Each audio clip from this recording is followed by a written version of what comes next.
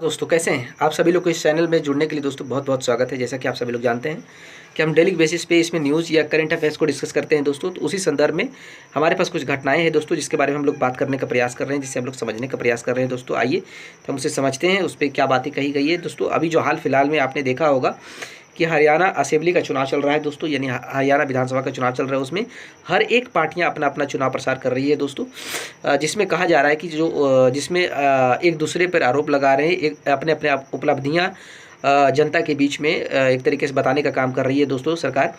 तो आइए उसी संदर्भ में हमारे पास कुछ घटनाएं हैं जिसके बारे में हम बात करेंगे। कहा जा रहा है हरियाणा में अमित शाह ने राहुल गांधी पर सवाल उठाए दोस्तों, और कहा कि एमएसपी बोलने से वोट नहीं मिलते, एमएसपी का फुल फॉर्म भी पता होना चाहिए।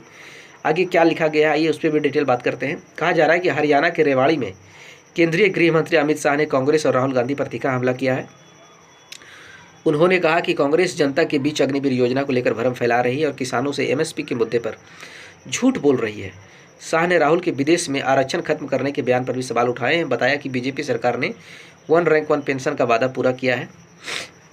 केंद्रीय गृह मंत्री अमित शाह ने हरियाणा के रेवाड़ी में एक भव्य रैली को संबोधित करते हुए कांग्रेस और उनके नेता राहुल गांधी पर जोरदार हमला किया। उन्होंने कहा कि कांग्रेस पार्टी के नेता जनता के बीच भ्रम फैलाने का कार्य कर रहे हैं।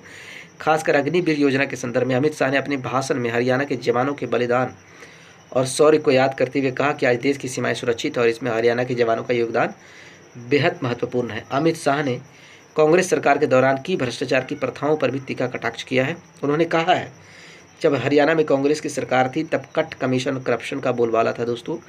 इस दौरान डीलर, दलाल और दमादों का राज चलता था, लेकिन बीजेपी सरकार में ना तो डीलर बचे हैं, ना दलाल बचा है और ना ही दमादों का सवाल है दोस्तों। एमएसपी पर राहुल गांधी पर हमला किया गया। एमएसपी पर राहुल गांधी पर क्या बोला गया है दोस्तों, आइए इस पर भी एक नज़र डालते हैं। रैली में आगे बढ़ते हुए अमित शाह ने राहुल गांधी पर हमला करते हुए कहा कि राहुल को यह समझ नहीं है कि एमएसपी न्यूनतम समर्थन मूल्य का क्या मतलब है। उन्होंने चुटकी लेते हुए कहा, क्या राहुल जानते हैं कि खरीफ और रबी फसलों में कौन कौन सी होती है। ऐसा उन्होंने कहा दोस्तों। कांग्रेस की राज्य सरकारें किसानों से एमएसपी के नाम पर झूठ बोल रही है, ऐसा इनके द्वारा कहा गया। हरियाणा की बीजेपी सरकार 24 फसलों को एमएसपी पर खरीद रही है दोस्तों।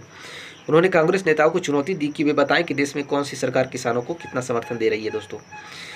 विदेश में आरक्षण पर राहुल का क्या बयान है दोस्तों, इस पर भी एक नज़र डालते हैं। अमित शाह ने राहुल गांधी के विदेश में दिए गए बयानों पर भी सवाल उठाए हैं। उन्होंने कहा है कि राहुल गांधी विदेश जाकर कहते हैं कि हम एसटी, एससी, ओबीसी समुदाय का आरक्षण समाप्त कर देंगे। वह खुद हमें आरक्षण समाप्त करने का आरोप लगाते हैं, लेकिन विदेश में जाकर यह बयान देते हैं। यह उनकी दोहरी मानसिकता को दर्शाता है दोस्तों, ऐसा कहा गया है इनके द्वारा।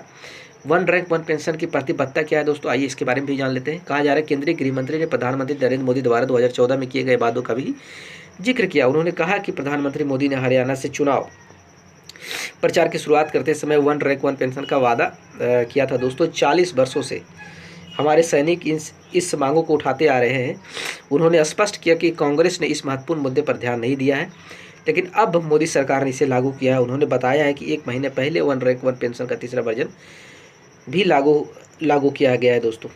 इस रैली के माध्यम से अमित शाह ने एक बार फिर से भाजपा सरकार की उपलब्धियों को उजागर किया है और कांग्रेस को कटघरे में खड़ा किया है। यह रैली न केवल हरियाणा में राजनीतिक वातावरण को गरमाने का कार्य करेगी, बल्कि आगामी चुनावों में भाजपा की रणनीतियों का एक महत्वपूर्ण हिस्सा भी बनेगी दोस्तों। ऐसे में यह देखना दिलचस्प होगा कि कांग्रेस इस चुनौती का सामना कैसे करती है और क्या वे अपने पुराने वादों को पूरा कर पाएंगे या फिर नहीं दोस्तों। चलते आगे देखते हैं कि क्या किस प्रकार का इस चुनाव का रिजल्ट क्या होता है दोस्तों, इस पर निर्भर करता है। तब तक हमारे सेशन से जुड़ने के लिए आप सभी लोगों को बहुत बहुत धन्यवाद दोस्तों।